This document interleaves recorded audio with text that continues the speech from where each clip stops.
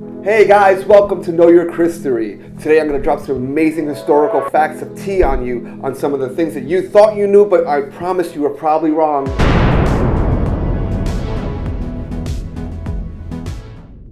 If you know Chris Rocket or if you've seen any of my material before, you'll know that I love discussing the tea of films. But welcome to the show. Today I wanted to start off by discussing, it's been 30 seconds and there's now another train passing by every time I try to do any kind of take.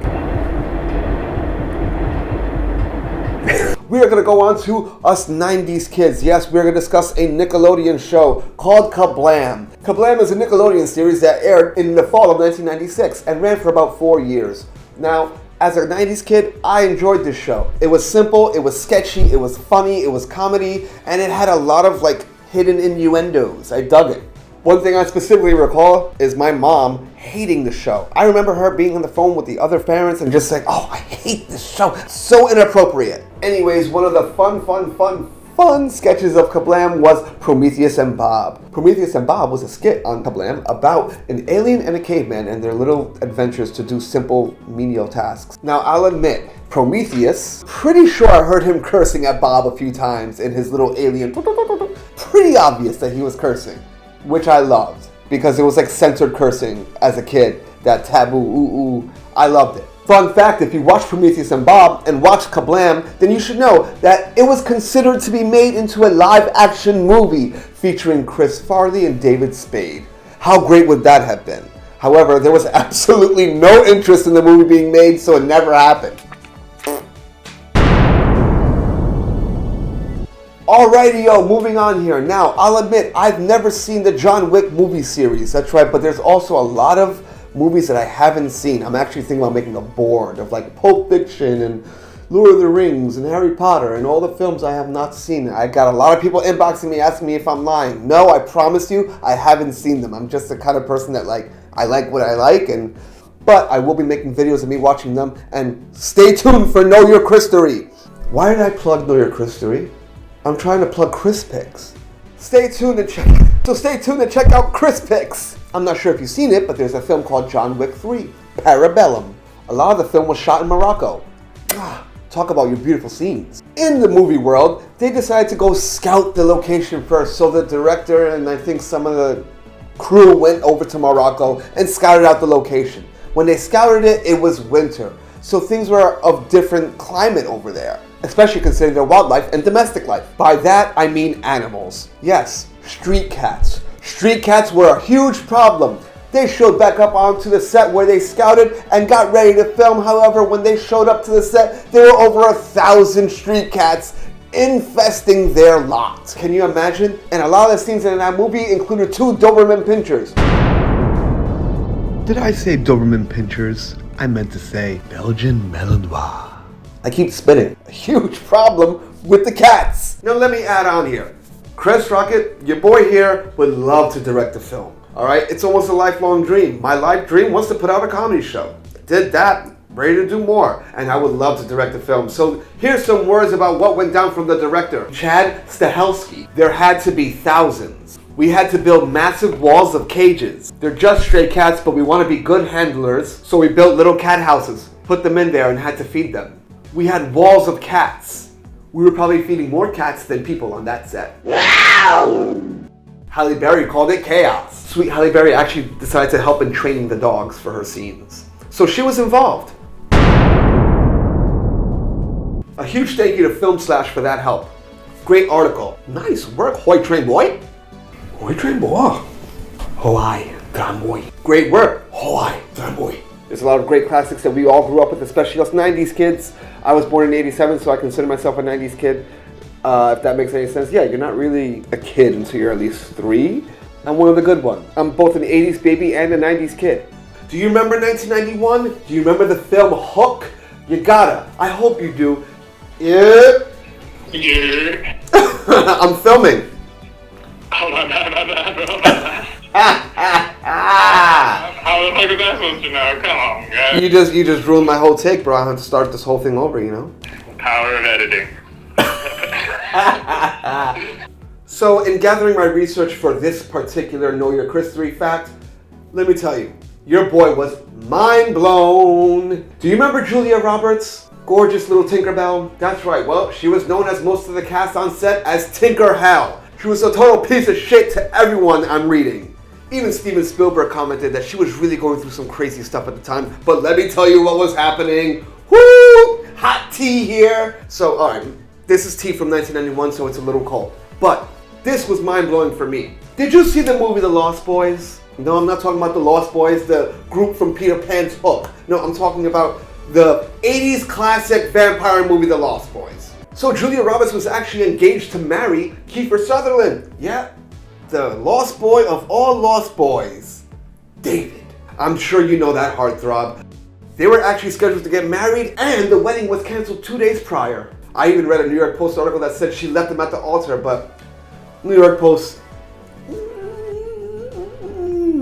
So don't you know that the day of the wedding, olha que coisa mais linda, mais cheia de graça, ela menina. She ditched your boy and was on a plane to Ireland with, get this, fellow lost boy Michael. That's right, his name is Jason Patrick, and she was with him on a plane. They was out, and from what I read, they were basically making love in the air. So when I learned this, I was mind blown. I mean, wait, you're telling me that girl went from lost boy number 1 to lost boy number 2, I guess we can consider him? Insane. She had both Michael and David. I mean, how many could really dream of something like that? Maybe I'm being cliche. Rebound romances are a bitch. If you watch the movie The Lost Boys, you'll know that the character Michael, Jason Patrick, went in and stole David, Kiefer Sutherland's girl. Yep, that's right. Well, Star was never really that faithful, but that's a different conversation for a different video. Stole David's girl on screen, and then he did it in real life.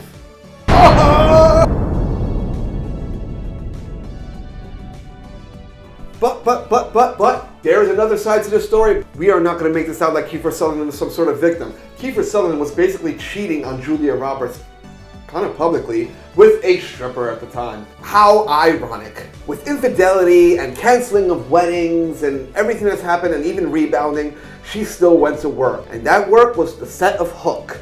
She had to sit on that oversized set to make her look tiny, and when she was there, she was super miserable because A, she did not like the solitude of working with green screen. Sis, ain't you an actor? Green screen can be a bitch. You should try editing it.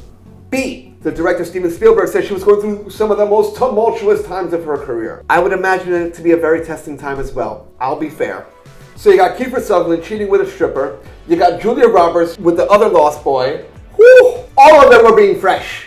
Fun fact, Dustin Hoffman played Hook and his stunt double was named Kifo. Someone on set one day said Kifo because it was his turn to do a stunt, and Julia Roberts freaked out. She said to one of her co-workers, call security, get him out of here. How did he get here? They had to kind of explain to her, that's a stuntman. And all that delicious combination led to her being a piece of shit as Tinkerbell, aka Tinkerhell, to those that worked on that set. That was a difficult time for me, and I think it was an uncomfortable time for both of them. But look, honestly, the truth, where I'm coming from, you fall in love, you fall in love. There's nothing you can do about that. And she's an extraordinary person, and he is too, and timing is what it is, and, you know, everybody moves on from that.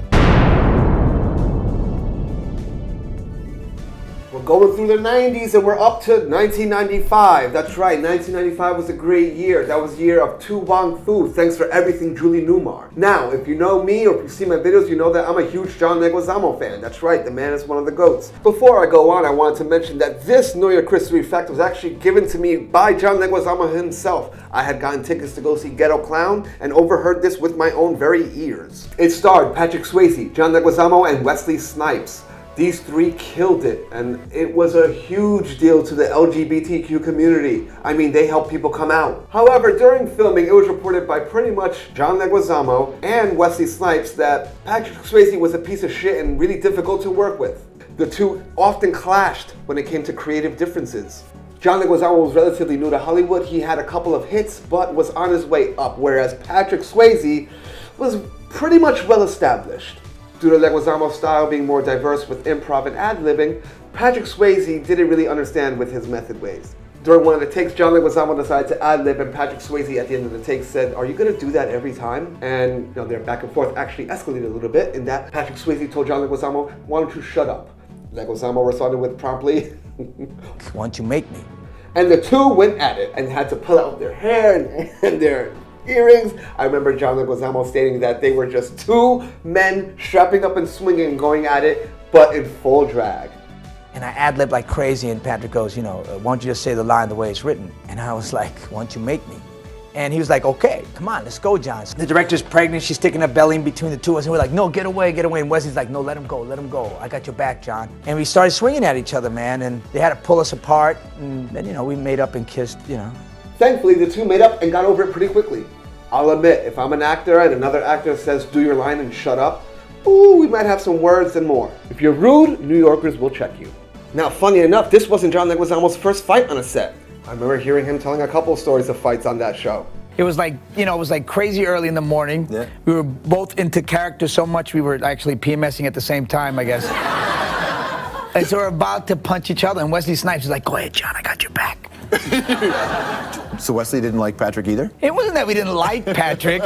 It was just that I don't know. He was going through something, and it was making our lives kind of difficult.